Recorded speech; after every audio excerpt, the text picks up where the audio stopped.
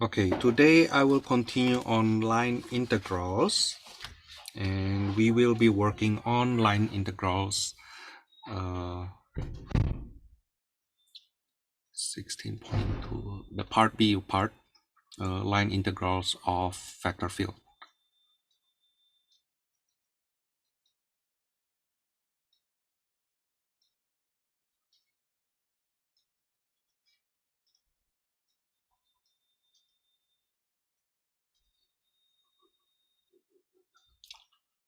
Okay, we start with the following idea, a very simple one. I think we saw this in part 1 supposed to be. Now suppose I have a mass here, which I move in the direction using a force not parallel to that d, but with some angle. Now then the work done on this mass is actually equals to the magnitude of the force times the magnitude of the distance times cosine theta, the angle here. Okay, which we have learned before. If those force and distances are factors, then we can just express them as the dot product of force factor and distance factor. Now the thing is, in this course we will learn what happens if we are moving along a curve C that is managed by RT with T from A to B. Let's say this is A here and T equals to B here. Now at this point,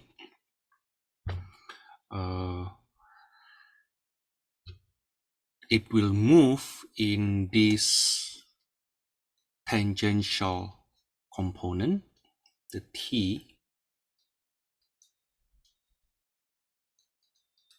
Okay, but suppose the vector field it experience are something look like this. Let's say we have this vector field.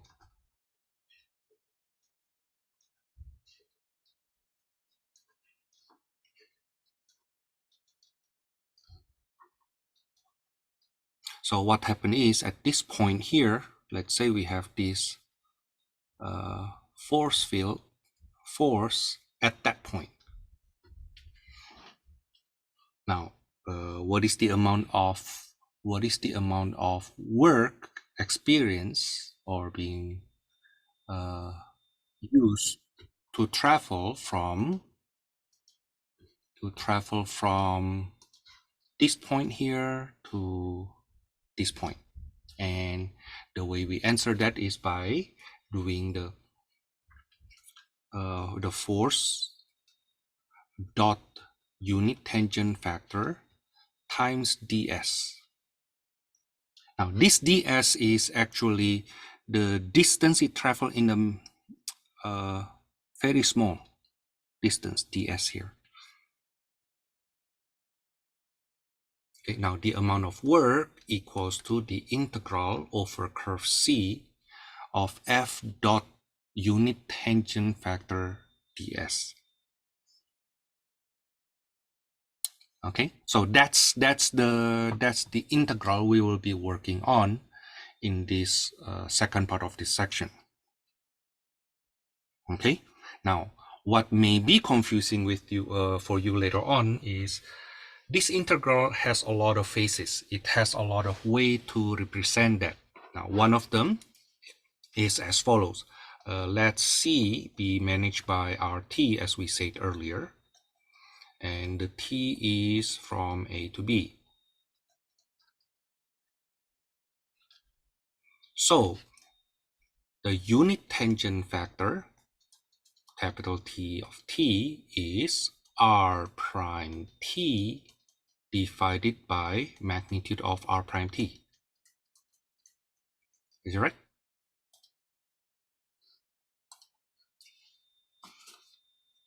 I hope you remember that. I think that's from chapter 14. Yeah. Now, at the same time, ds, as we have learned last time, is the magnitude of r prime t dt, such that when we multiply unit tangent factor at time t times ds, that's basically r prime t dt. Is it right?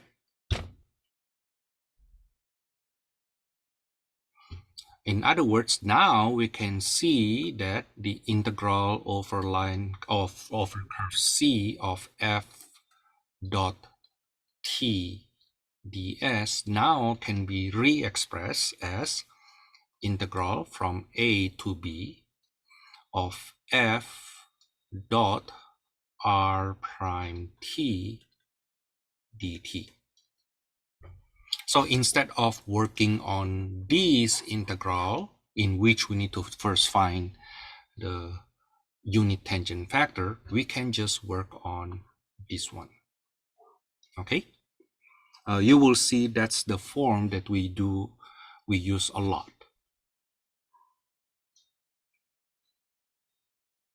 Okay, actually, furthermore, if we realize that r prime t dt is just simply dr, that's the differential form of r, right?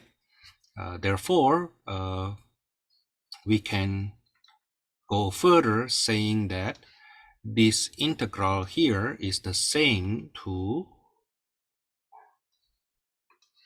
integral over c of f dot dr.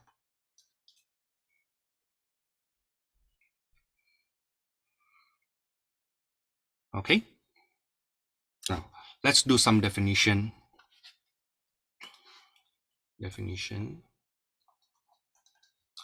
Let vector field f be a continuous vector field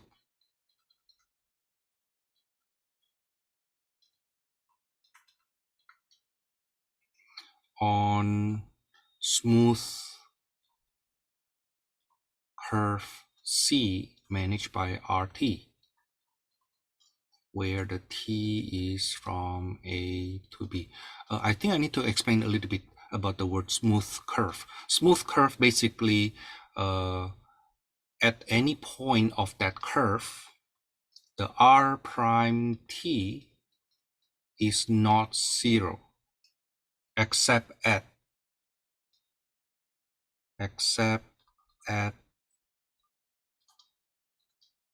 some T. To be more precise, at some countable number of T. Okay. In other words, when you move around along this C here, you are not stopping. Okay. Of course, the following is not smooth, right? Because at this point here, the R prime are not continuous, right? Okay. That's what we mean by smooth. Means the R prime is the R prime exists and not zero, except at some countable number of time t. Okay, now we want this vector field also continues on this smooth curve C. Then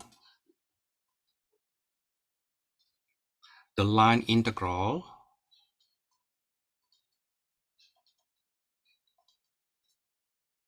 I hope at this point you already realize that when we say line integral, it's basically integral over a curve, which is not necessarily a line, okay? Which is not necessarily a line, but we call that line integral. Okay, line integral of vector field f along curve C.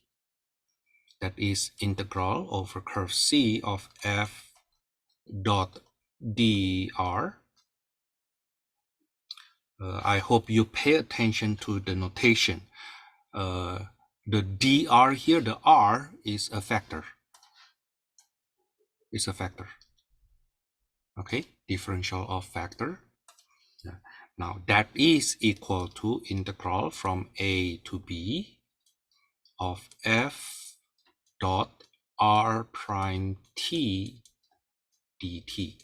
Now that is because dr is simply r prime t dt. But Thomas, a little question. Why is it that on the left-hand side integration, you use c here, but then on the right-hand side integration, you use a to b?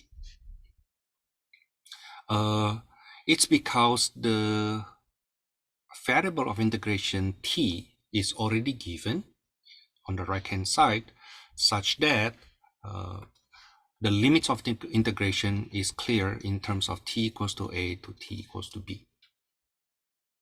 Okay, which we didn't have yet on the left-hand side because it is still in the factor notation. Okay, so we just use notation c here. Okay, now then if we rewrite the right-hand integral further using unit tangent factor, then this is equal to integral over curve c of f dot unit tangent factor ds. Okay, basically we are saying that ds is the same to, the t ds is the same to that r prime t dt. Okay, that's actually basically it for this section. What is difficult is how to apply these ideas here. Okay, let's do some problems. According to my notes, I want to do example 7 and then example 8 and then some problems from our textbook. Let's do example 7 first. Let me screenshot that for you.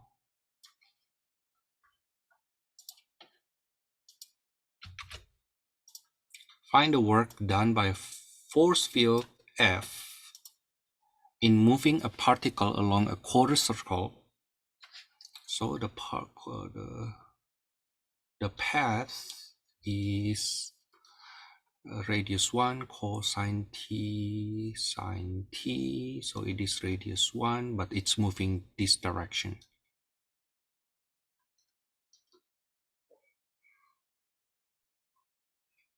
Okay, notice that once we deal with force field or vector field, the direction of the path is important. The direction of the path is important. So when you integrate in the current direction here from the counterclockwise one, the result will be the opposite of if you have compute the integral with clockwise direction. In other words, if you reverse the direction, you will get the opposite sign. Okay, now so let's see, that's our RT. So r prime t will be negative sine t cosine t. So our fxy, which is x squared minus xy, when we express that in terms of RT, I basically replace the x by whatever the RT for x. Okay, that's cosine square t negative cosine t sine t. Okay. Now then, what is f dot r prime t?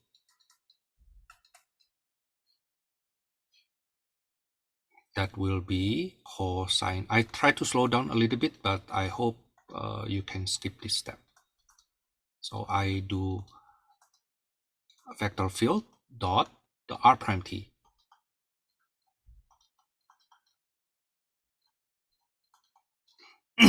That gives me negative sine t cosine square t minus cosine square t sine t. which is -2 sine t cosine squared t.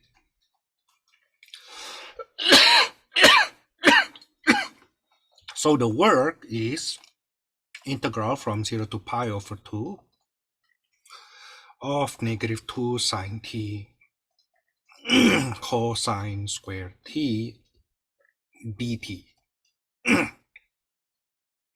Pay attention, this is my f dot r prime t. F dot r prime t dt. Okay? Notice that I spend a lot more time in setting up the integration instead of doing the integration. I hope you realize don't rush with your setup. Okay, you don't need to go to the integration right away. No, set it up first. Okay, you are in Calc 3, so the setting up is more important. These are not the questions that you can do easily though using like photo math like that. No, because it has some word problems, right? Okay, so don't depend on like as long as I know like basically you skip diligently doing the setup and then you just rushing to the integral, you set yourself up for failure, you know. And not only failure, not only that you get a wrong answer, you end up wasting your time for something already wrong since the beginning, right? Okay, so now from here I do use substitution. This from this point is just pi plus 1.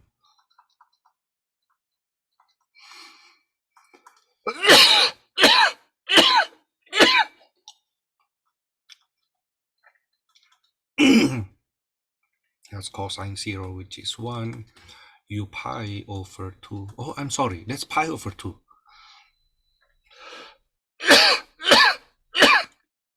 I'm sorry, this is not correct. Pi over 2, good thing I see that again, so it's only up to here. That's equals to cosine pi over 2 is here. So the integral now becomes from 1 to 0 of 2 u squared negative du. No, the negative already being absorbed, so du. Which is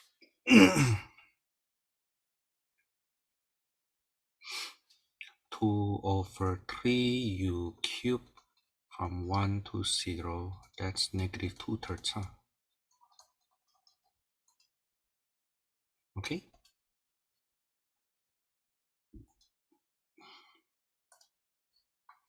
That's for example 7.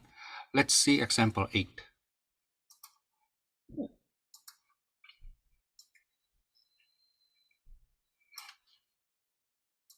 Example 8. We have the C, the curve C managed by RT, T squared, T cubed, where the T is from 0 to 1. So R prime T is 1, 2T, 3T squared. While the vector field F is given by XY, YZ, XZ, right? So in terms of T, that will be X, Y, Y, Z, X, Z. Okay, so that is T cubed, T to the 5th, T to the 4th. Okay, now so what happened to the dot product? F dot R prime T. That will be T cubed, oops, sorry, plus 2t to the 6 plus 3t to the 6. Am I right? Which is t cubed plus 5t to the 6. Now the integral over c of f dot dr, that's the same to integral from 0 to 1 of f dot r prime t dt, which is integral from 0 to 1 of t cubed plus 5t to the 6 dt. That's 1/4 plus 5 over 7. What's that? 27 over 28.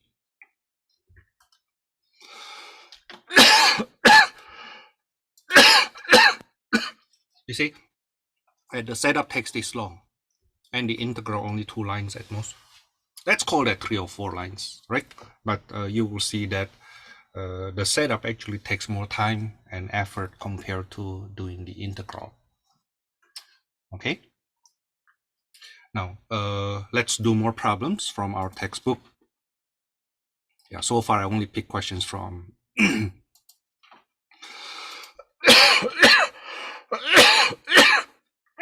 I'm dying, I'm sorry. From exercise. Now let's do some problem from the exercise set. Earlier I do problems only from examples. So we have C consists of the arc of the circle from 2, 0 to 0, 2. Okay, let's see.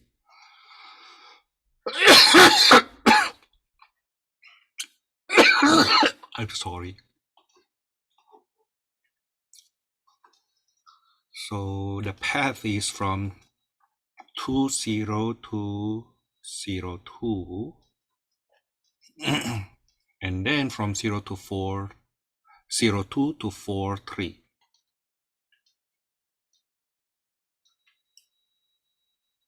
So this is the first path, called this C1, and this is the second path, called this C2.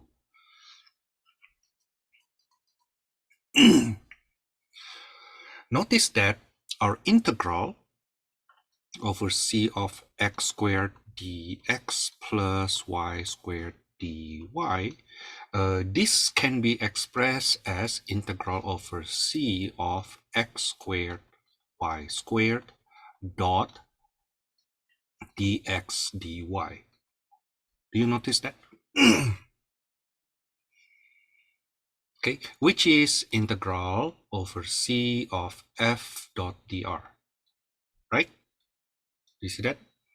Okay, so let's do the first part first, the first path. The first path, r1t, we parameterize the c1, the radius is 2. So we parameterize that with 2 cosine t, 2 sine t, where the t is from 0 to pi over 2. So r1 prime t will be negative 2 sine t, 2 cosine t. Okay, and the vector field f, which is x squared y squared, now along this path will become 4 cosine squared t, 4 sine squared t, right? Just imagine I replace x squared by this and replace y squared by this. Okay, now then what happened to the dot product? F dot r1 prime t will be negative 8 sine t cosine squared t plus 8 sine squared t cosine t. That seems to be difficult. Yeah, so I need to integrate. So integral over c1 of x squared dx plus y squared dy now equals to integral from 0 to 1. I'm sorry, 0 to pi over 2 of negative 8 sine t cosine squared t plus 8 sine squared t cosine t dt.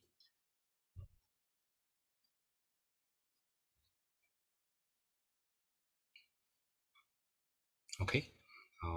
Then from here, I don't know how you want to integrate this. I think I will split them. So I will have negative 8 integral from 0 to pi over 2 sine t cosine squared t dt plus 8 times integral from 0 to pi over 2 sine squared t cosine t dt. Now, in Calc 3, actually, I should just let you do it yourself, right? But I understand some of you have issue with integrating, you know. So you and I have to be patient, okay? U equals to cosine t, so du equals to negative sine t dt.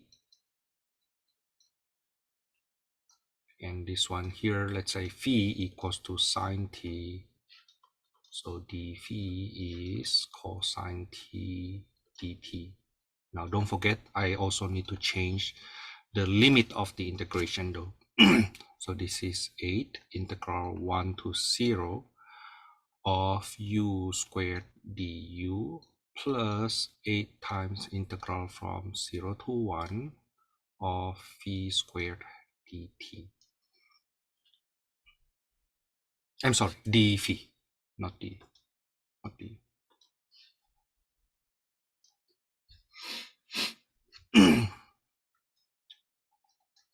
Okay, I guess that's equals to 0, huh? Don't you think so? Yeah, that's equals to 0, right? Because yeah, that's equals to 0. Boom, you do it yourself, you will see that's equals to 0. But that's only for C1 though. How about integral over C2?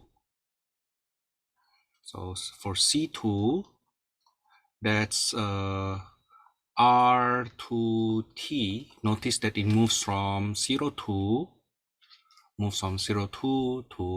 4, 3, which means there will be 4t t plus 2. The t is from 0 to 1.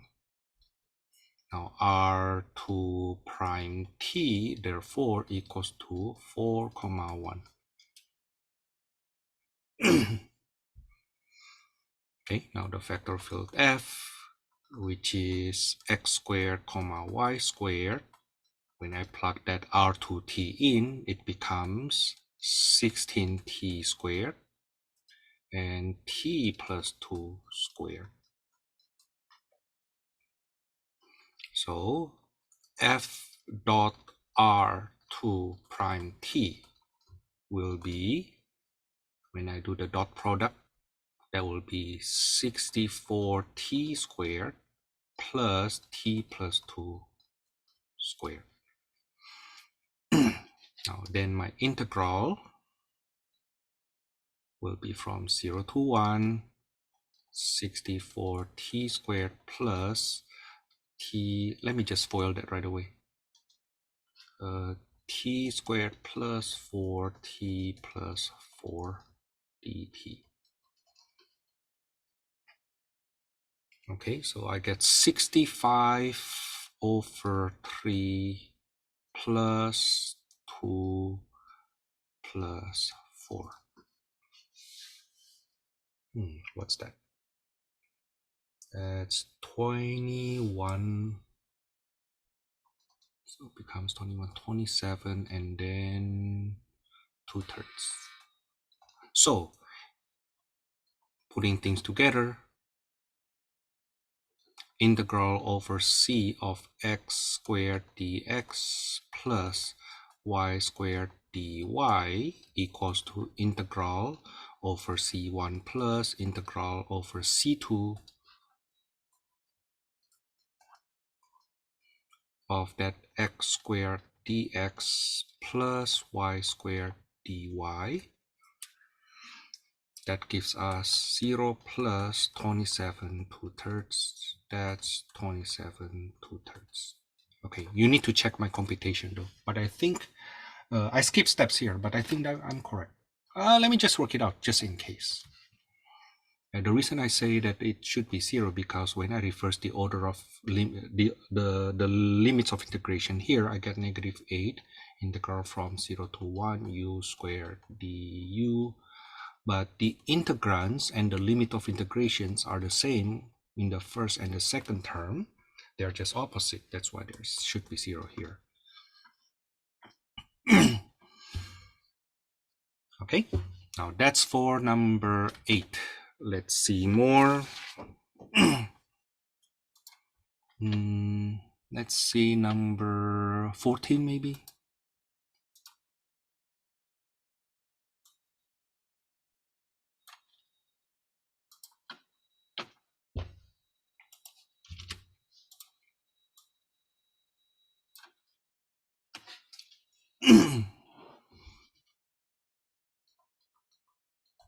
So our RT is given by square root of t, and t squared, where t is from 1 to 4.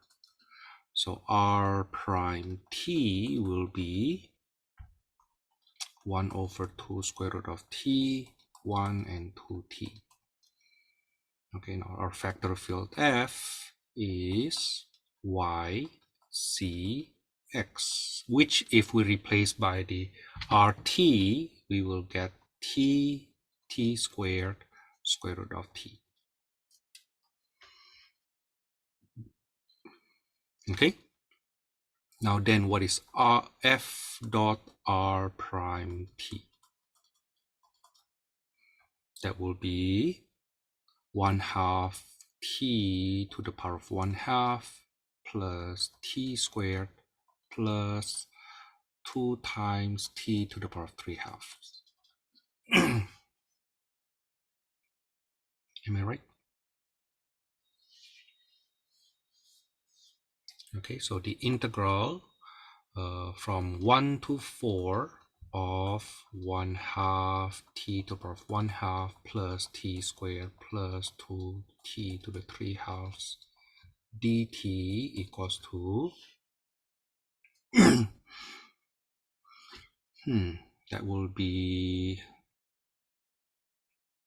1/2 times 2/3 of t to the power of 3/2 plus 1/3 t cubed plus 2 times 2/5 t to the 5/2 from 1 to 4.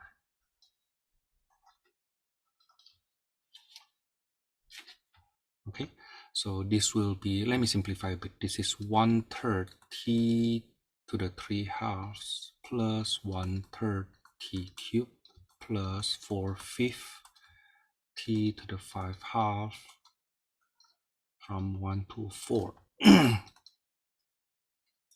So that will be 1/3 4 times 2 plus 1/3 4 cubed plus 4/5 4 squared times 2 minus 1/3 plus 1/3 plus 4/5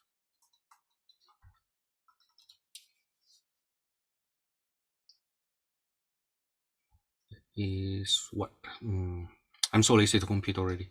You compute it yourself. Okay. Do you see that consistency where I compute when I need to do this integration? I focus on the setup. Okay, look at the r, what is the r prime, and what happened to the vector field. Do the dot product before you put them into the integral. Okay.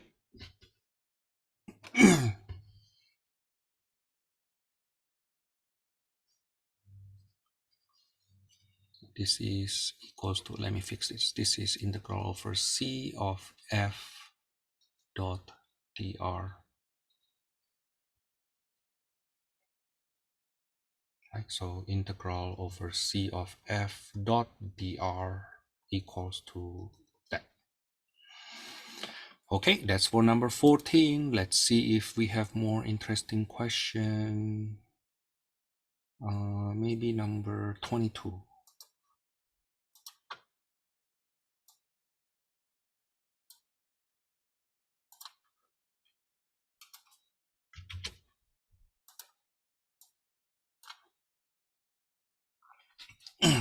The question is, find integral over c of f dot dr.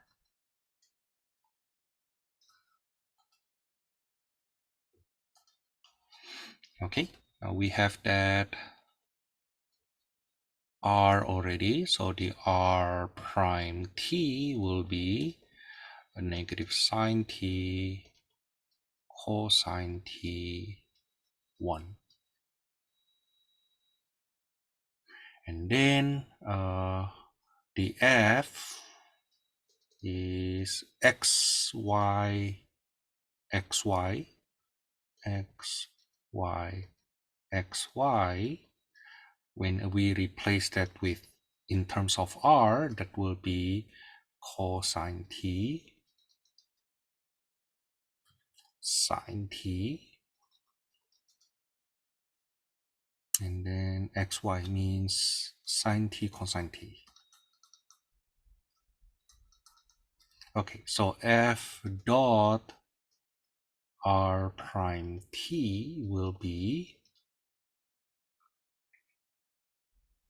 negative cosine t sine t plus cosine t sine t plus sine t cosine t. Are we sure with this? Seems to be too nice because this simplifies to be just sine t cosine t. Okay, so integral over c of f dot dr will be integral from 0 to pi of sine t cosine t dt. That's way too easy in my opinion. How do you integrate this? I think this is 0, huh? U equals to sine t. So du is cosine t dt. But u0 is 0. And u pi is also 0. So we have integral from 0 to 0 of u du. But that's equals to 0.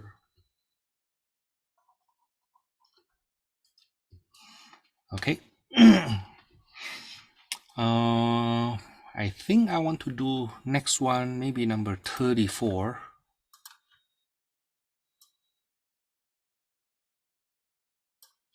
Right. This is more complicated, I believe. A thin wire has the shape in the first quadrant part of the circle. So first quadrant part of the circle with radius a. First quadrant part of the circle. So if we parameterize that, RT will be a cosine t, a sine t, where the t is from 0 to pi over 2. The density rho xy equals to kxy. Using the parameterization, then we will get rho in terms of t will be k a squared cosine t sine t.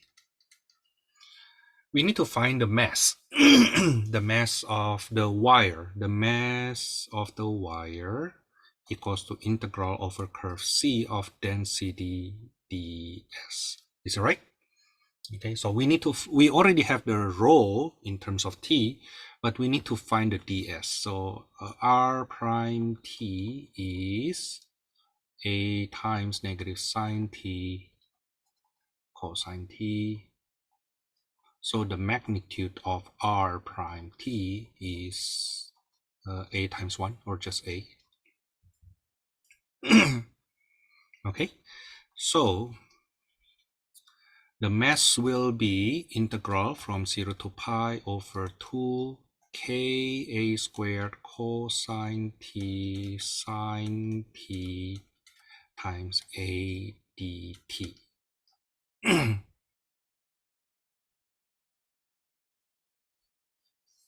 Okay,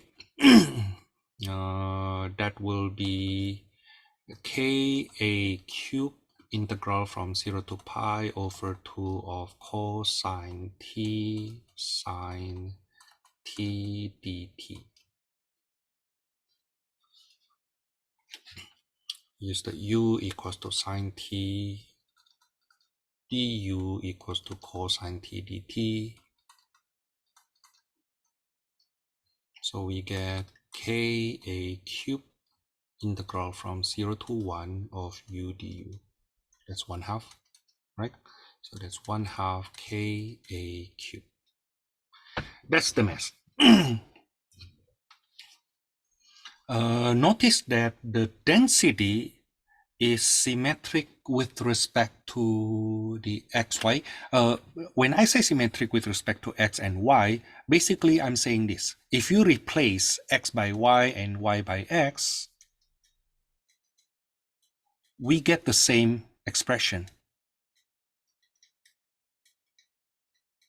right? That's one.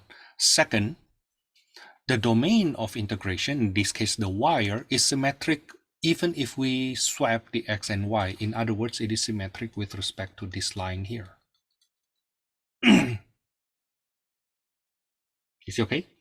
Therefore, the center of mass must be on this line. Okay? The center of mass must be on this line. So let's do only one of them. The moment with respect to the y-axis will be integral over c of rho x ds. That is integral from 0 to pi over 2 k a cubed cosine t sine t. That's the integral from the mass, multiplied by x, which is a cosine t dt.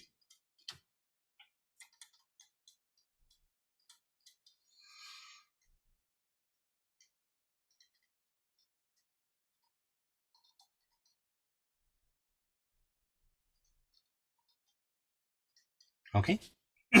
I'm sorry, it should be pi over 2 here. Now then, so if I use my u equals to cosine t, du is negative sine t dt.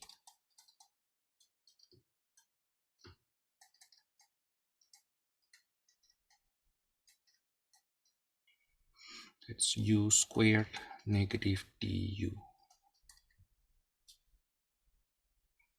Okay, that's 1/3. Okay, so that's 1/3 k a to the 4th. Therefore, x bar equals to 1/3 k a to the 4th over the mass 1/2 k a cubed. We get 2 over 3a. By symmetry,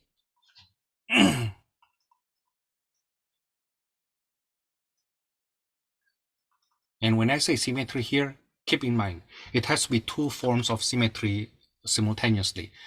The density and the domain of integration. Okay, both of them, if we swap x and y, we get the same form. Therefore, we can conclude the same way. By symmetry, y bar equals to 2 over 3a as well. So the center of mass, x bar, y bar, equals to 2 over 3a, 2 over 3a. Okay, that is for this 16.2. Let me give you the suggested homework. Last time I gave you some suggested homework already, but this time I give you the full one, 16.2. I think last time I gave you number 1 to number 16. And then 19 to 22, 33 to 35, 39 to 45. Okay, that's the suggested homework for this 16.2b. I will go on with the next section, 16.3. Section 16.3, it is on fundamental theorem of line integral.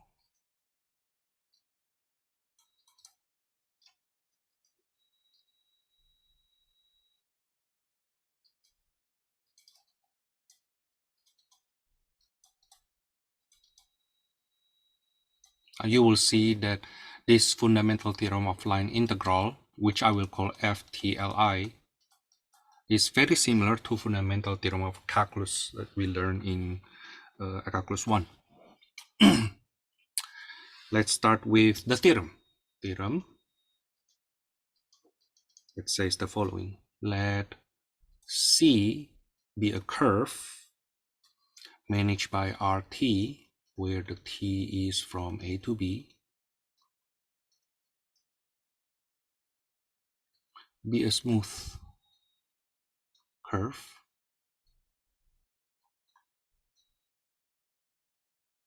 What happens, Thomas, if it is not smooth? Let's say the curve looks like this. Let's say that's the curve. Then you break it up into two smooth curves. Okay. So if C1 is not super smooth, like it has a point where the R prime is undefined, then you break it into C1 union C2. So the integral over C will be integral over C1 plus integral over C2. Okay, that's what we will do later on. Let's continue with this theorem. And f be a differentiable function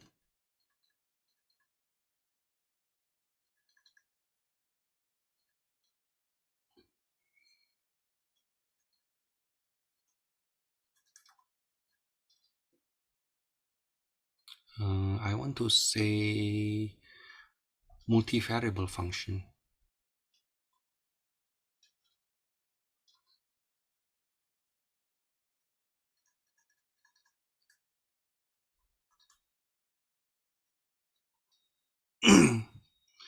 whose gradient is continuous.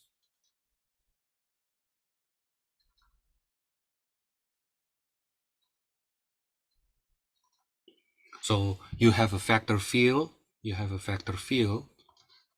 Let's say this is the vector field. Remember, vector field is the field full of vectors. Let's say this is the vector field, and you have a curve C.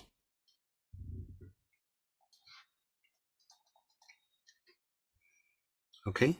Now, what it says then, and then the integral over along C of gradient of f dot dr is equal to the value of the function at the endpoint b when t equals to b minus the value of the function at the initial point a. Now think of this guy here as our vector field.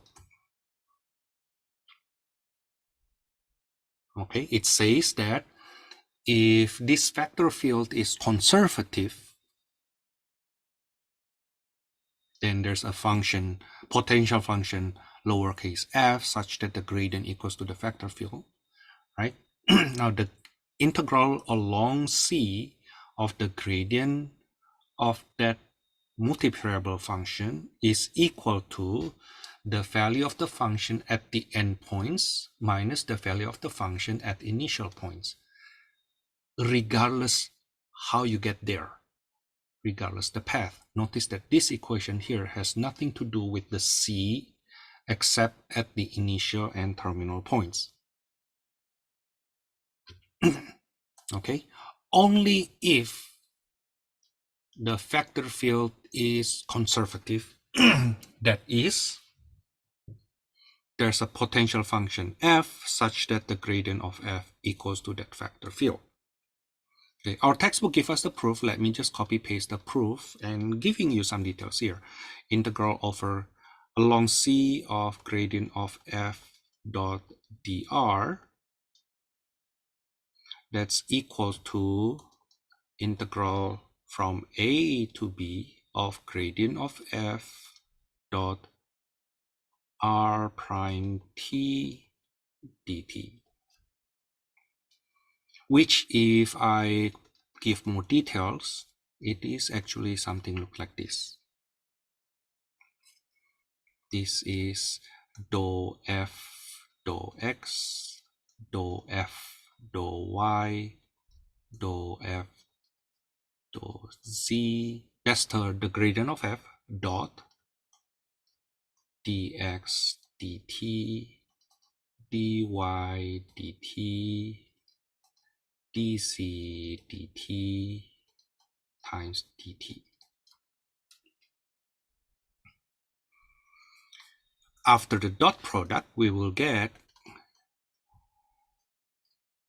integral from a to b of dou f dou x dx dt plus dou f dou y dy dt plus dou f dou z dc dt times dt.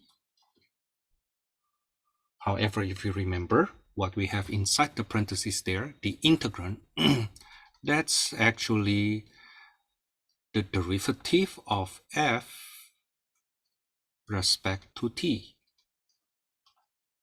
dt, right? If I put more details, that's actually the derivative of f along rt dt. Okay, which is integral along curve C of df rt, right? Now remember, we learned something in the past that integral of dx is equals to x. If I have endpoints, let's say a to b, then that will be a to b like this, right? Okay. Integral of a to b of df, that's actually fb minus fa. I wonder if you remember this. This is basically a fundamental theorem of calculus. Okay. Erase that. So this is equals to f at the endpoints when t equals to b minus the value of the function at the initial point when t equals to a. Okay, notice that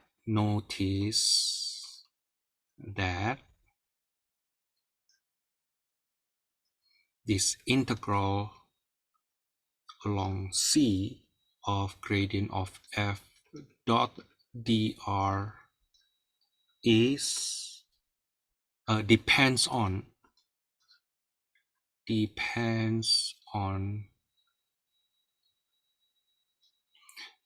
the value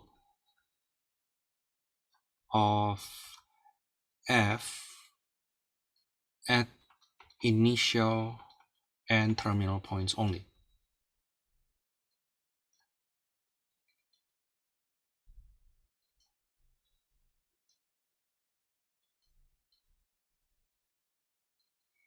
In other words, if we look back to the graph we have up here, okay, let's call this C1. The integral will be the same if you go this way.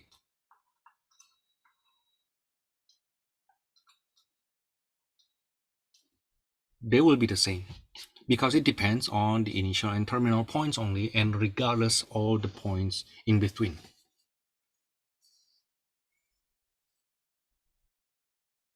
Okay, now we call this case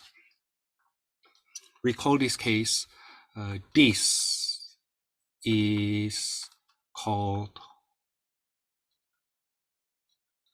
independent of path.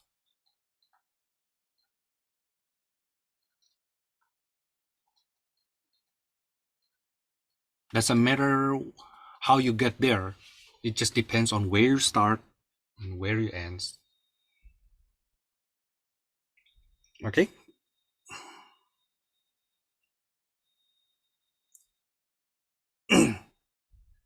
now consequently,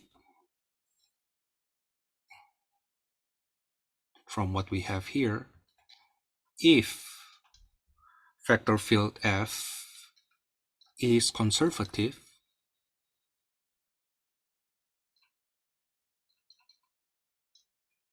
that is, then there is a potential function F such that gradient of F equals to the vector field.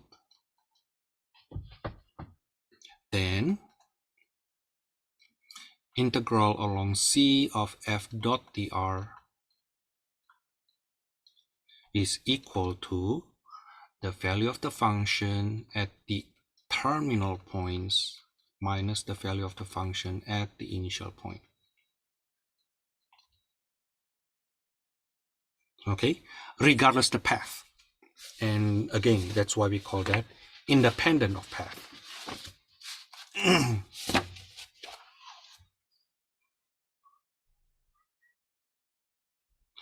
Now, suppose then we have a conservative vector field. Okay, so our path now, let's call this is C1. This is T equals to A, and this T equals to B. This is C1, and this is C2.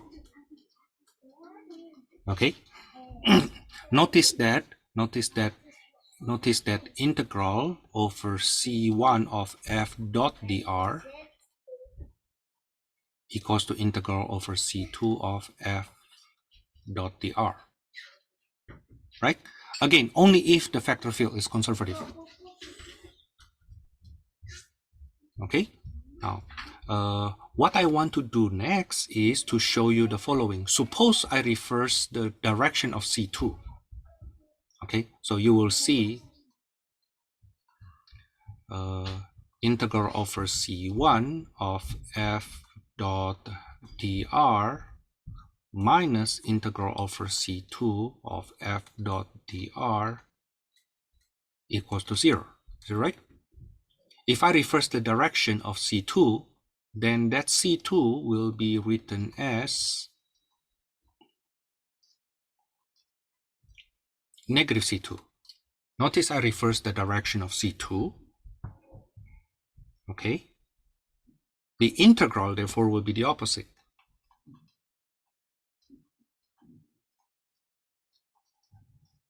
But these forms, notice that C1 plus C2, okay, C as C1 union negative C2 is a closed curve. I hope you understand what we mean by closed curve now. A closed curve is a curve whose initial and terminal points are the same. Okay. Now, according to our fundamental theorem of line integrals, it says the following. Based on what we observed earlier, then let C be a closed curve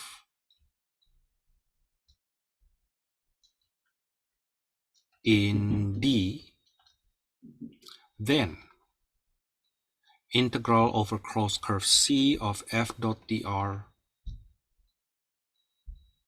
equals to 0. Okay, in fact, I want to emphasize one thing. This is following is a new notation. Because it is a closed curve, then we can use this notation now. Okay, integral over closed curve C. Now, if the curve is not closed, then you cannot put that circle. Okay, and this circle here has the counterclockwise notation. If the orientation is clockwise, then we use this notation. But we hardly use that clockwise notation though. By convention, then when we deal with the closed curve, oriented closed curve, we will talk about counterclockwise orientation.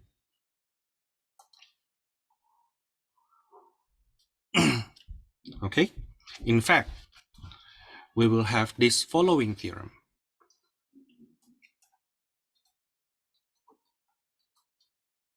Now, once I'm done with this theorem, then I will take a break. Okay, first one. Integral over closed curve of curve C, not closed curve, f dot dr is independent of path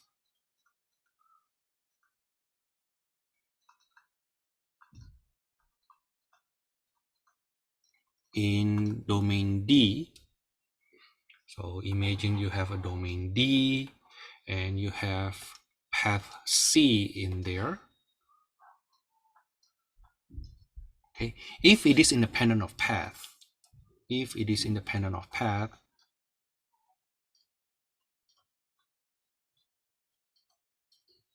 then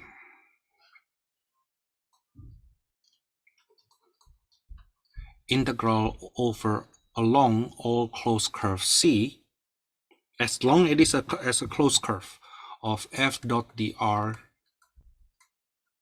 equals to 0 for every closed curve,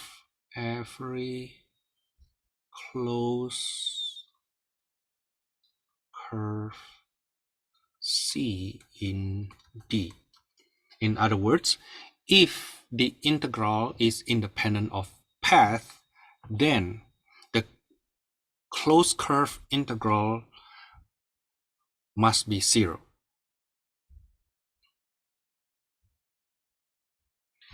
And that only happens if and only if that vector field f is conservative.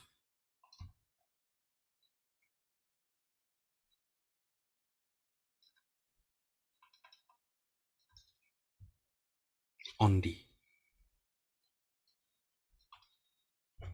Okay. Now, so far we deal with theory. Okay. So far we deal with theory. We still have some things to do later on. The questions that we need to answer are: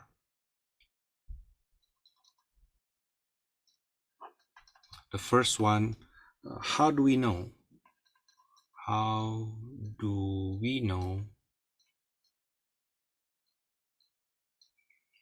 if a vector field f is conservative?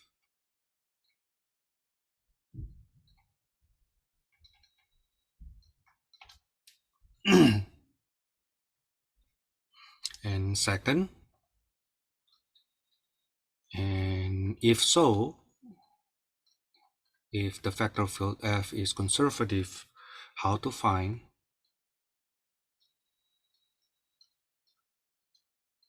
the potential function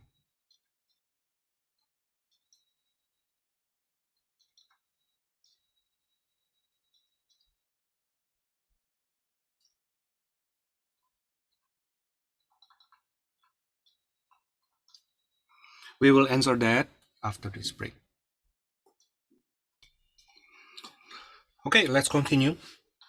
Before we answer these two questions here, how do we know if a vector field is conservative, and if so, how to find the potential function? I would like to explain some important terminologies which you will use a lot in math, in higher math, intermezzo. So first, the word open.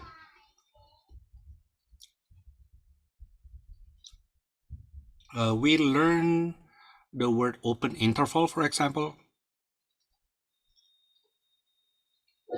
Let's say interval from -3 to 7, right? That's an interval, not including -3, all the way to 7, not including 7. Okay, that's for open interval. Now, what is open region?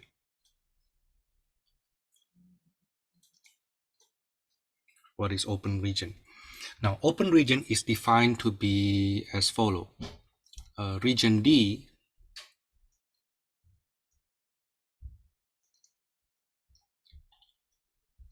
is an open region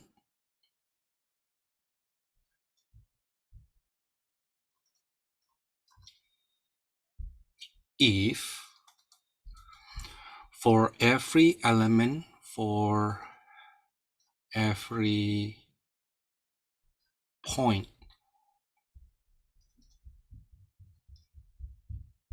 in D, there is a disk. Maybe instead of D, let's call that R, region R. There is a disk D containing, centered at that point. Let's say if for every point X in region R, there is a disk D centered at X,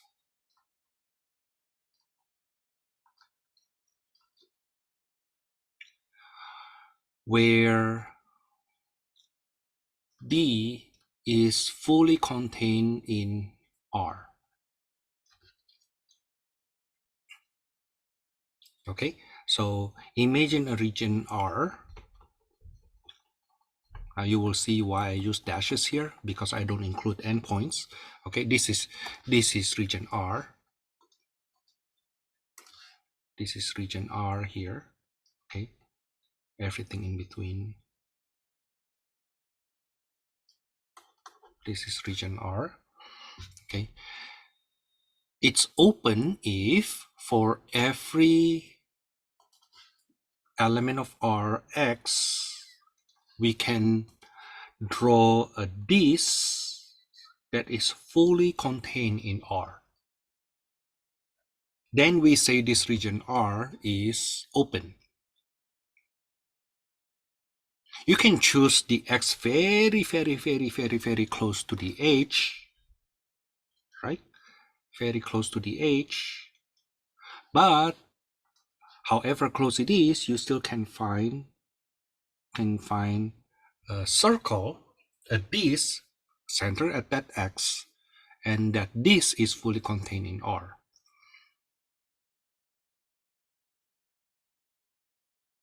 Okay, notice that this definition actually applies to the interval also.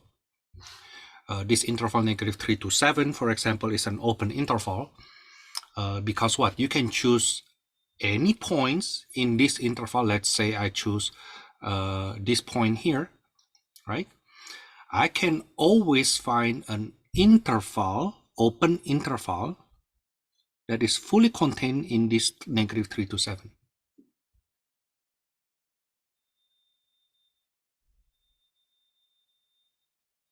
Okay, just pick any number between -7 to 7, -3 to 7, not including the endpoints. Let's say, Thomas, can I choose 6.99999? Yes, you can. Yes, you can. Okay, notice that between 6.99999 to 7, you can create an interval, let's say from 6.99999 to 6.9999995. Notice that this interval is fully contained between -3 to 7. Right? Okay. Now, of course, when we say open interval long time ago, we say we don't include the endpoints, right? Right. You can also imagine open region as the region that does not contain the endpoints.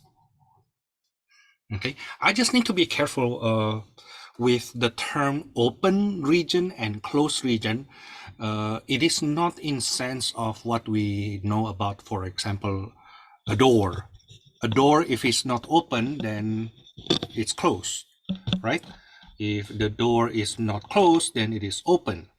Unfortunately, in math, the terminology open and closed are not opposite. In other words, we may have a situation where the region is open and closed at the same time. For example, the whole number line, the whole number line, the whole number line. Is it open? Yes, because you can choose any points in this number line in which the whole interval containing that point is still in that number line, right? But is it closed, Thomas? Is it closed, Thomas? Yes, it is closed because the definition of closed is not defined as the opposite of open. We say an interval is closed if it includes the endpoints, right? The thing is, this number line R does not have an endpoint, right? It doesn't have the endpoint, so does R includes the endpoints? Well, you don't even have an endpoint. So do you include it? Yes, I do.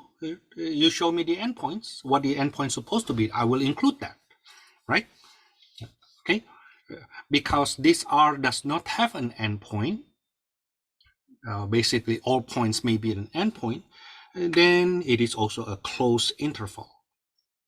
Okay, in other words, that interval -infinity to infinity is an open interval, at the same time it's closed interval. Okay, now if we carry that to 2 dimension, for example, then R2, R squared, is an open region, also a closed region. Okay, basically what I'm saying is, please do not think the word open as opposite of closed when it comes to math. The way we define open region is, for every point you choose in the domain, there is always a disk center at that point where the disk is fully contained in the region. Okay, so what is closed region? The way we define closed region is not in terms of the opposite of open. Okay, the technical definition of closed region is that all the sequence of points in that region converge to a point also in that region.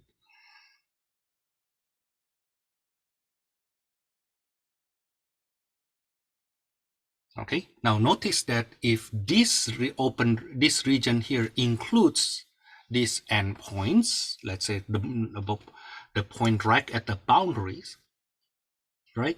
Then however you draw the circle, the disk, however small that disk, part of that disk will not be inside the region. Okay, if it is not open, then you can easily find a point on the boundaries at which, if you draw a disk, or in 3 dimensions there will be a ball, then part of the ball is not inside the region.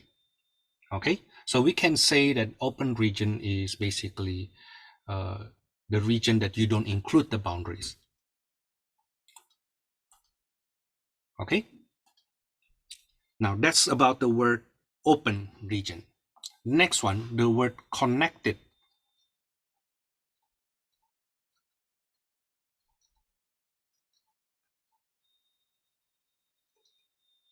A region is said to be connected if region R is connected if there is a path or curve C.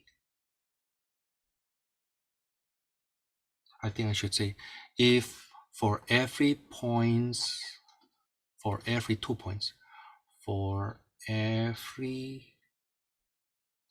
2 points in the region R, there is a path fully in R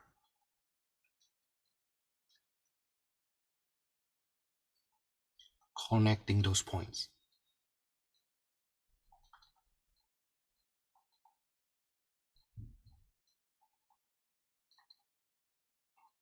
So this is a connected region because I can randomly pick 2 points and together with that a path connecting those 2 points. Okay, now the following is not connected. The following is not connected. Why? Because let's say this is R1 and this is R2 and R is R1 union R2. Then if I pick a point here and then a point there, however you draw it, there must be part of the path going outside of the R. So this is not connected.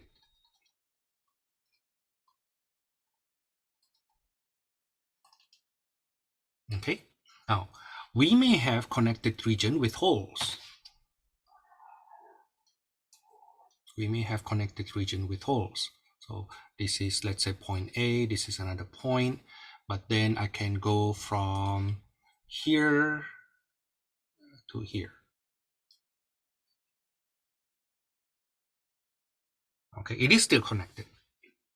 Okay, it is still connected. Now, but a region with holes is not simple. Okay, a region with holes is not simple. Now, we need to define other terminology before I go back there. These terminologies are important for you if you are going to, especially graduate study. Okay, now simple curve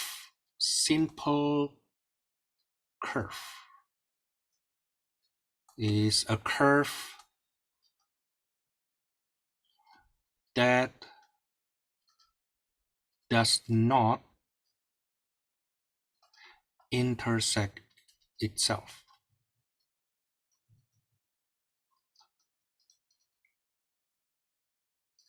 So the following is simple curve. Okay, how about not simple curve?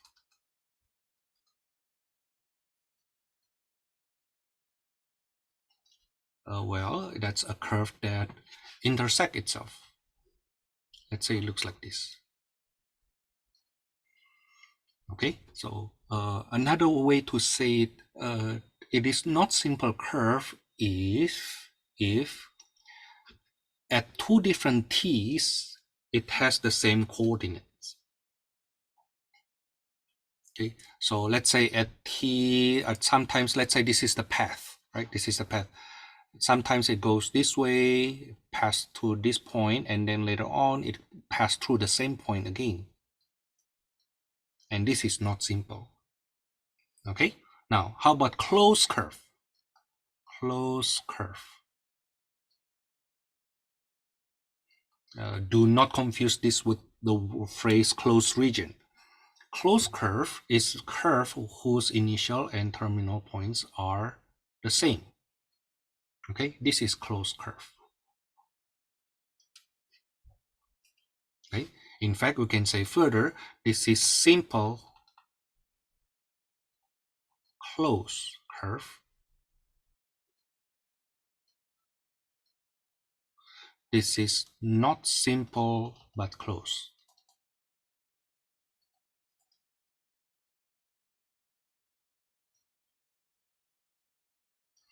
This is not simple, not close. This is simple, not close.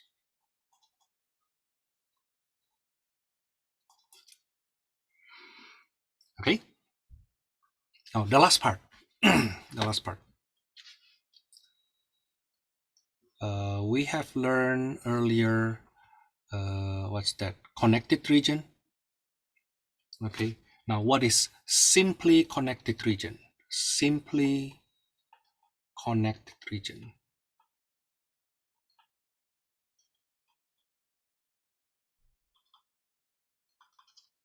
Now we know connected region means you can come from one point to another point in the region with a path, and that path is fully inside the region R, right? Okay. Now, but simply connected region means for every, that's a region where for every x and y 2 points inside the region,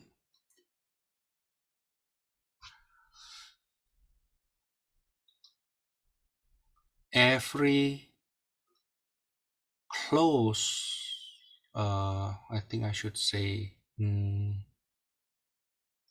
every non-simple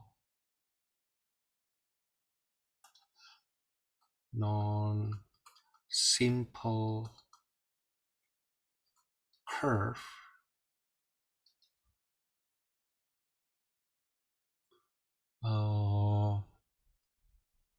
does not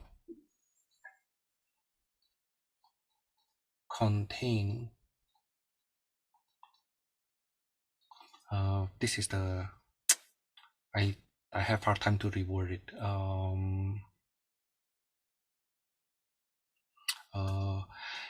Every non-simple curve contains encloses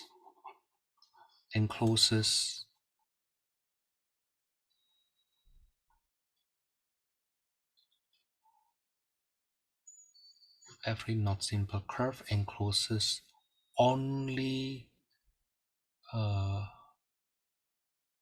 R.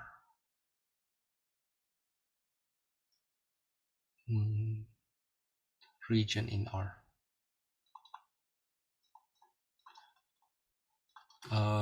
It's like this. It's like this. Suppose you have this region R, and this is simply connected because if you randomly pick 2 points there and you draw a not simple curve.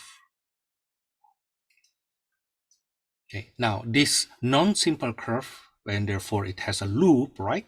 Because it intersects itself. Now this loop here is fully contained in the R.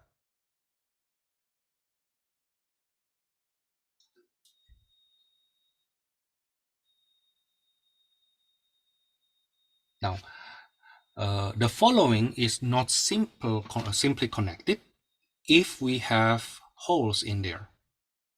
So imagine if I have R, but I have holes in there. So from this point to that point, I may have a non-simple curve, and that curves, the loop encloses region that is not in R.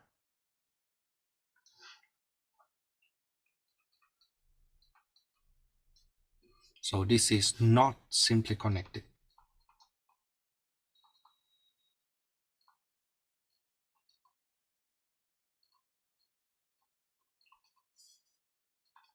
Okay. Basically, you will see a simply connected region is a region that has no holes.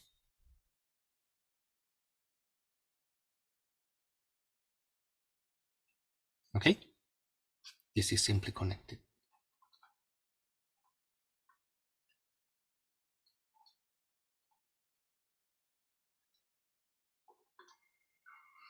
Okay, now let's go back to the big questions that we have.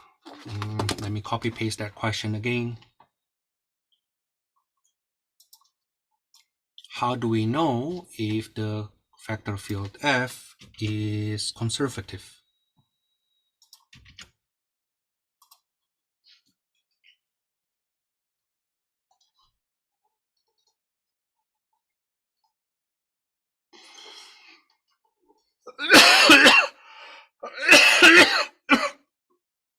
The answer is like if vector field F satisfies well, I think I should say vector field F is conservative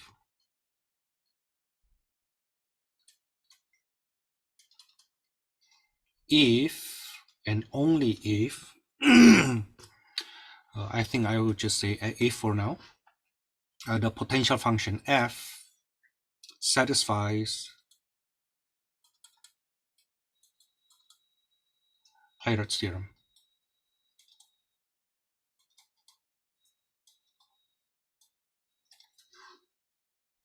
What is that, Thomas? As follows.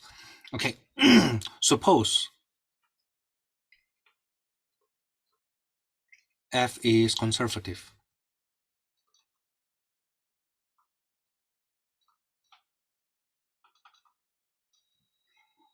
It means then there is a function, a potential function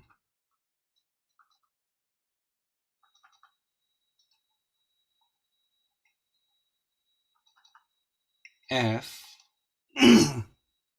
such that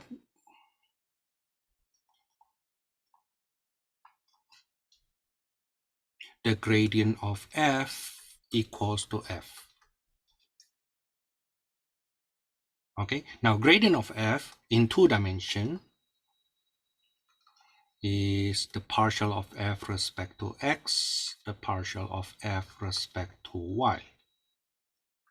And as usual, the vector field F, we call it PQ in 2 dimensions.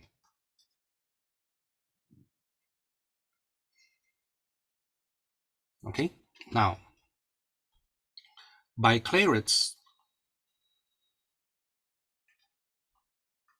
theorem says that if the potential function has, if the vector field is conservative and has a continuous first derivative,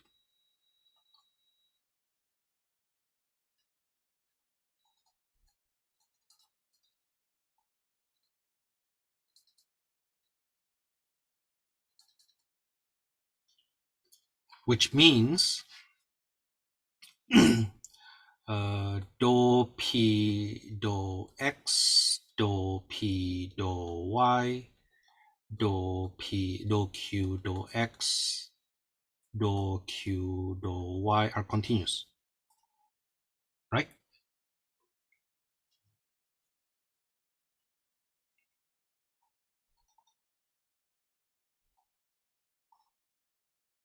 Specifically, dou p dou y is basically dou of dou f dou x respect to y, right? And dou q dou x is basically the partial of dou f dou y respect to x. Now by Clairaut's, these two guys has to be the same.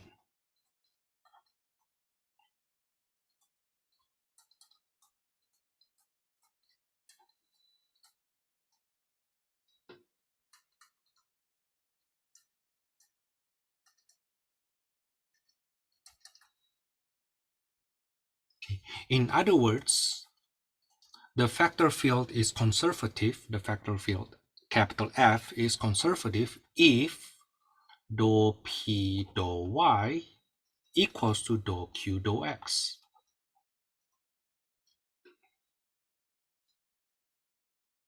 Okay, in short, we can just write it as P sub y equals to Q sub x. Just be very careful. The x and the y here is are subscripts.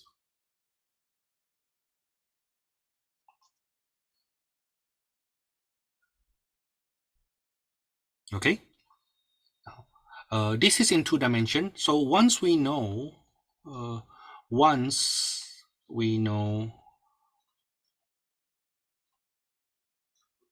vector field F, which is P and P comma Q is conservative,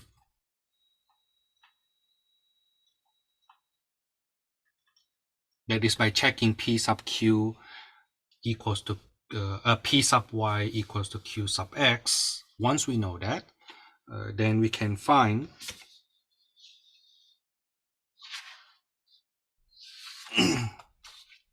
the potential function. Notice that the gradient of F, which is dou F dou X dou F dou Y equals to PQ. In other words, the F is the integral of P respect to X, which is also integral of Q respect to Y.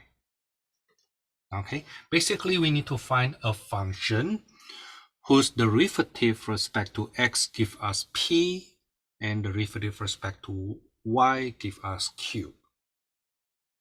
Okay, now we will work on the 3D later. We will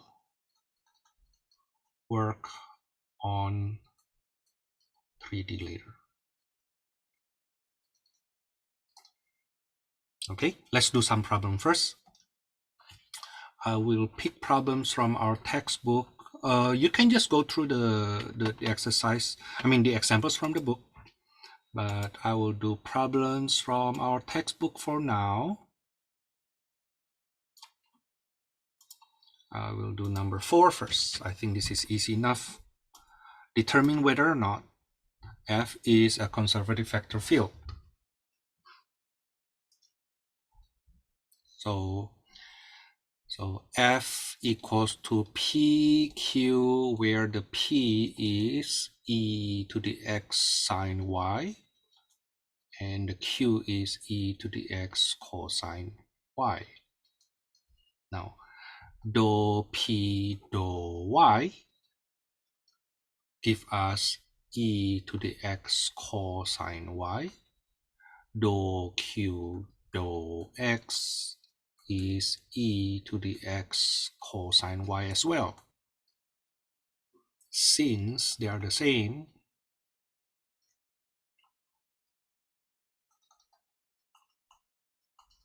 then vector field F is conservative.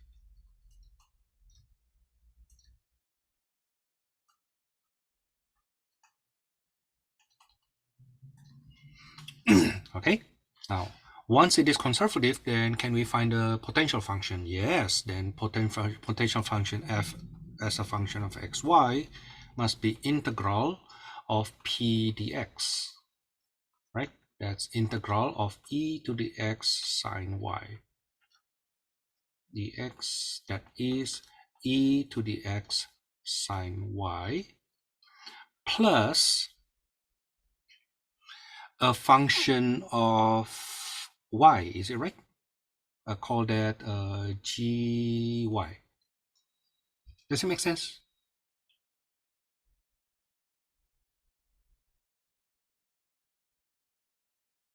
Okay, because when we integrate with respect to x only, you need to add a function that depends on y only, because the derivative of this function give us the p, right? The derivative of gy respect to x will become 0, right? Okay. Now then when we take that, this fxy here, we do the partial respect to y, that is equal to e to the x cosine y plus g prime y. Now we match this with the q, which is e to the x cosine y. Okay, from there we see that g prime y equals to 0, which implies gy must simply be a constant.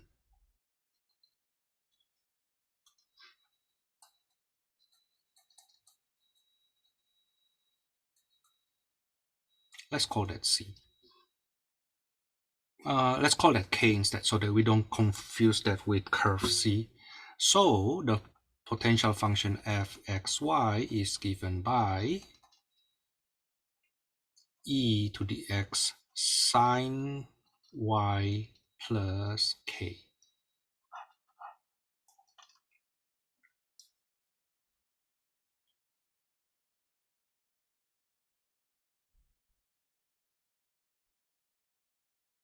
Okay, that's for number 4.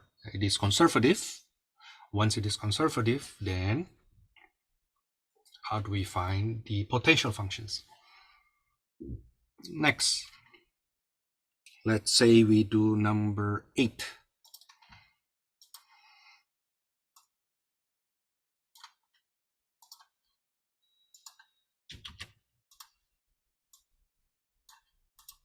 We have that vector field f, so p sub y equals to 2x negative 2y to the negative 3, right? And q sub x will be 2x minus 2y to the negative 3.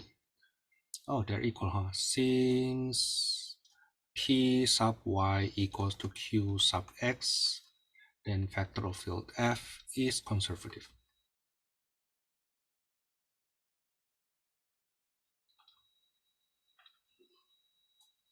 Okay, now once it is conservative, we need to find the potential function. Okay, vector of potential function fxy must be integral of p respect to x.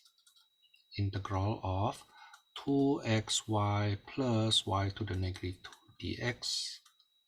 That is x squared y plus xy to the negative 2 plus a function of y. Okay, let's see. If we integrate with respect the q with respect to y, do we have the same thing or similar thing? X squared minus 2xy to the negative 3 dy. That will give us x squared y plus xy to the negative 2 plus hx, right? Okay, using the matching, then we see that gx and hx must be just a same constant.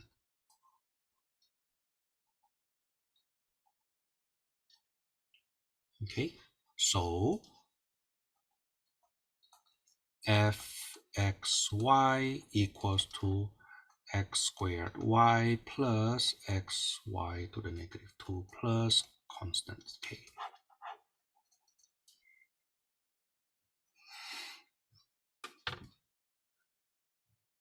Of course, if the vector field is not conservative, we cannot go on with the second step. Okay. Number 12.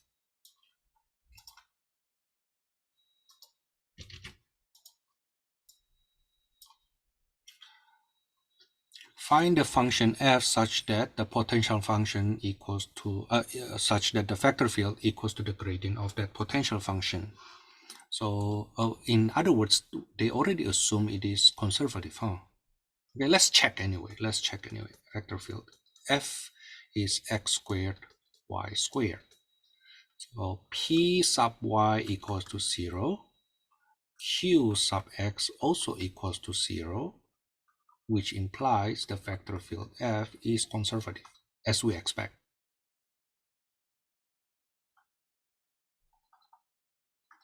Now we need to find the gradient function, the potential function. Okay, so fxy, the potential function fxy equals to the integral of x squared dx, which is 1/3 x cubed plus a function of y. Fxy equals to integral of y squared dy, which is 1/3 y cubed with plus a function of x. Now putting things together, fxy equals to, notice that this is the function of y only that appears here, right? That's the function of y only, and this is the function of x only that appears here. Okay, so the potential function must be 1/3 x squared plus 1/3 y, I'm sorry, not x squared, x cubed plus 1/3 y cubed plus a constant.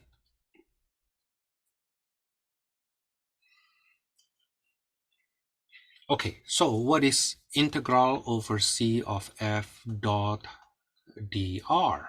Well, according to fundamental theorem of line integral, this is the potential function at r, potential at 2, 8 minus the potential at -1, 2. Okay, so that is 1/3 2 cubed plus 1/3 8 cubed minus 1/3 -1 cubed plus 1/3 2 cubed. Okay. Well, you will see plus constant cancels, right? So it will be 1/3 of 2 cubed plus 8 cubed minus 1/3 of -1 plus 8.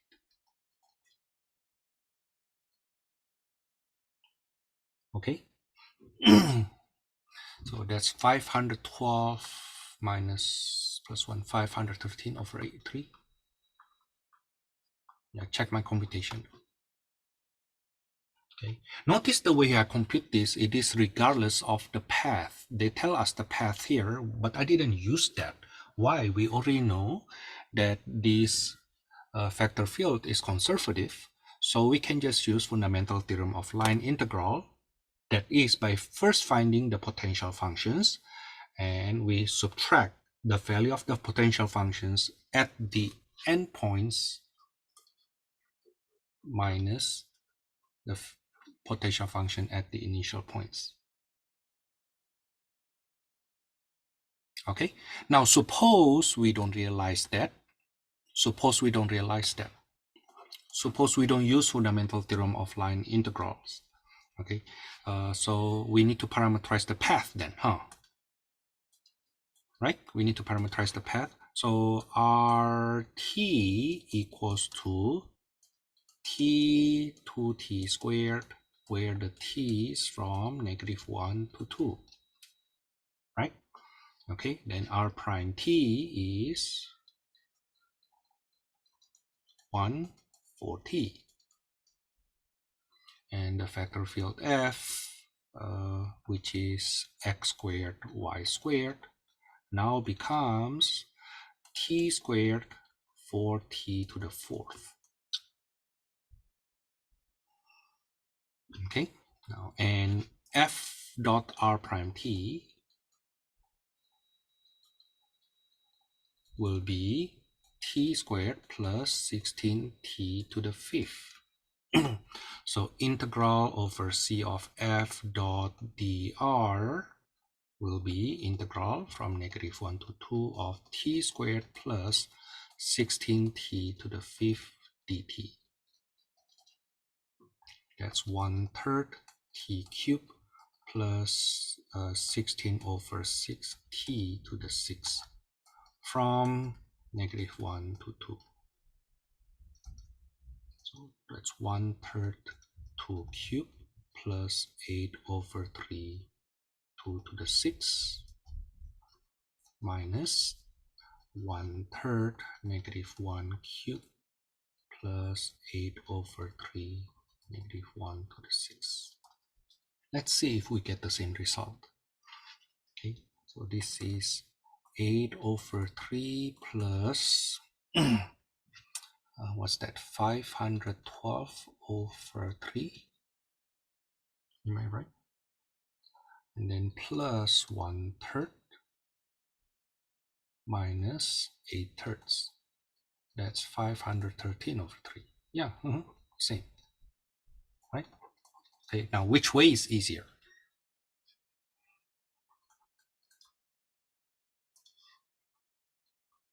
Depends on the parameterization, right? But you see that once we have the vector field to be conservative, then we don't even need to care about the path. Just do the value of the potential function at the terminal points minus the value of the function at the initial point. Okay, let's do more. Number 16.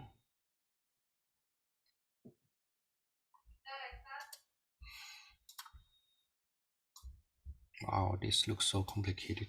Number 16. Dang. Wow. Okay. Yeah, I think that's what I will do first. I will check if this vector field is conservative. Okay, but the problem is this is three-dimensional. How do we know the vector field is conservative? Let's do the theory for now. Okay, following the idea from 2D, where that if we have PQ as our vector field, we need to check the P sub y. Notice that P is in the x position.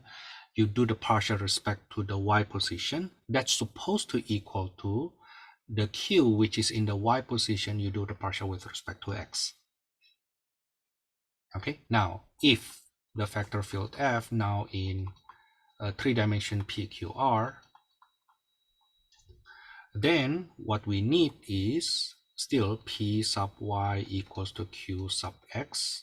We also need P sub c equals to R sub x. We also need Q sub c equals to R sub y. Okay, that's what we need. We need 3 of these. Okay, let's check.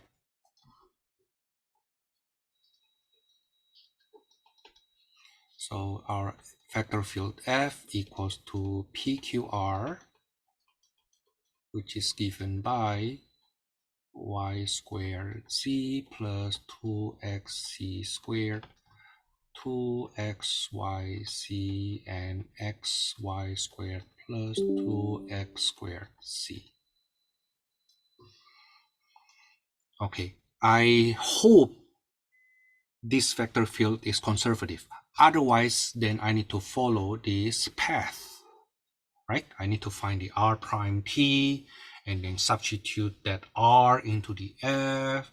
I need to do the dot product, right? And then I need to do the integral. But if this vector field is conservative, then I just need to find the potential functions and observe the value of the potential functions at the terminal minus the initial points. Okay, so let's see. What is P sub y? P sub y will be 2yc. How about Q sub x? Q sub x is 2yc too. Oh, okay, good. That's a good start. How about P sub c? P sub c will be y squared plus 2xz. How about R sub x? R sub x will be y squared plus 2, R sub x, I'm sorry, this should be 4, huh? So this is 4xc. They're still the same.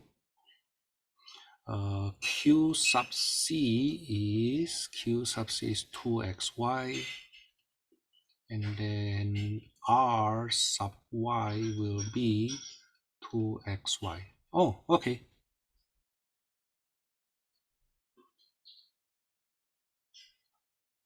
So vector field F is conservative.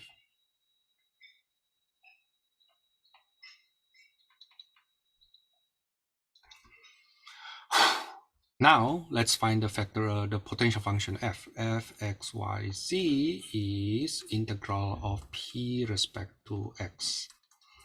That's integral of y squared c plus 2xc squared dx. That is xy squared c plus x squared c squared plus g1, which is a function of y and z only.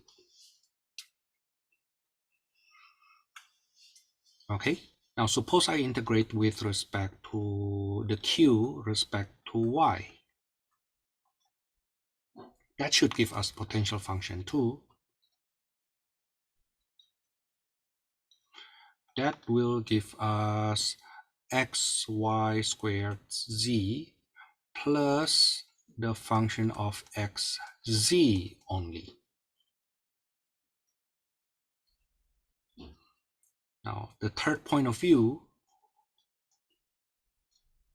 if we integrate with respect to integrate r respect to z, I get integral of xy squared plus 2x squared c dz. That is xy squared c plus x squared c squared plus a function of x and y only. Okay. Notice that all of them has this, right? Also, this guy the same to this guy, the same to this guy. Agree?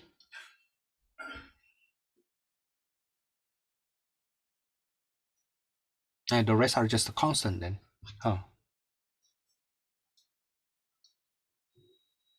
So the rest are just constant.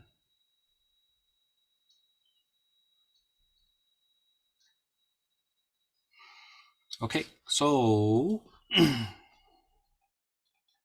f of x, y, z will be xy squared c plus x squared c squared plus constant k. Now, but how do we use this then? Well, if I need integral over curve c of f dot dr,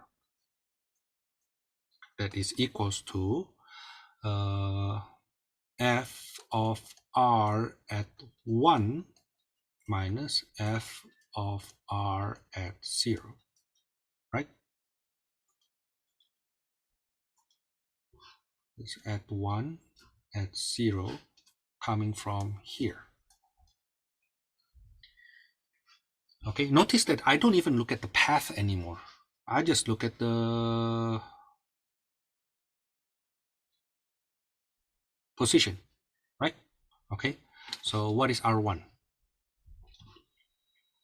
F of R1, that is 1, 2, 1 minus f of R0, that's 0, 1, 0. Okay, so this is, if I plug in the f, right, that will be what? That's 4 plus 1 plus k, which I don't need to do anymore,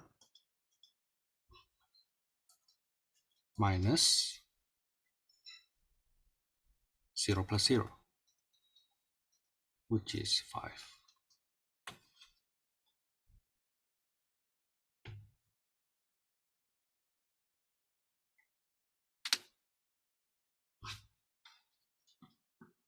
Okay, yeah, R1, R0 coming from when I plug t equals to 1 and t equals to 0 here.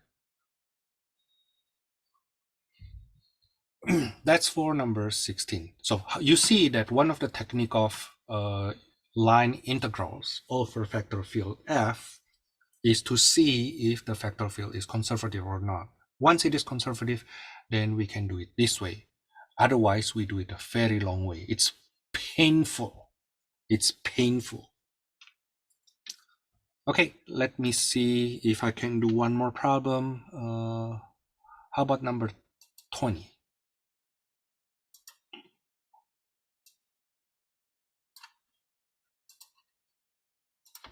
Number 20 in some sense is actually easier than number 16. Why? Because number 16, suppose you see this question without knowing that this question coming from fundamental theorem of line integral parts, then you very likely do it in a very long way, right? Okay. Now, number 20, however, okay, integral of this with C any path. The fact that you can do it with any path means very likely it's independent of path. In other words, the vector field is very likely very likely conservative. Let's check that first. Okay, so the vector field f is sine y, x cosine y, sine y, minus sine y. Okay, now p sub y equals to cosine y. Q sub x is cosine y as well. So f is conservative.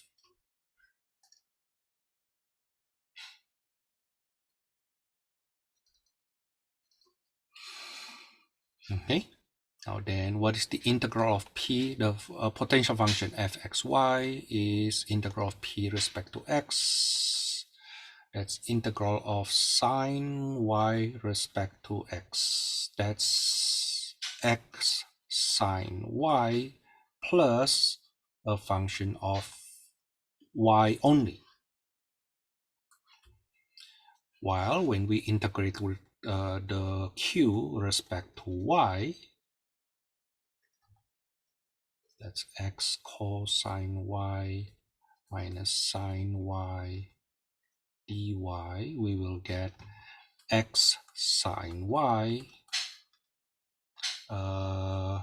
plus cosine y plus a function of x only.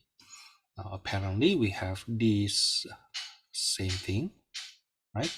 But the cosine y will be the same with that gy, and therefore the hx is simply a constant. So the potential function fxy equals to x sine y plus cosine y plus constant k. So integral over c of f dot dr, regardless of the path, is basically the value of the function at the endpoints minus the terminal points minus the initial points. Okay, so that will be sine pi plus cosine pi minus 2 sine 0 plus cosine 0. Sine pi is 0, cosine pi is -1, that's -2. Okay, suggested homework from here, section 16.3 is from number 3 to number 35. Okay, so long.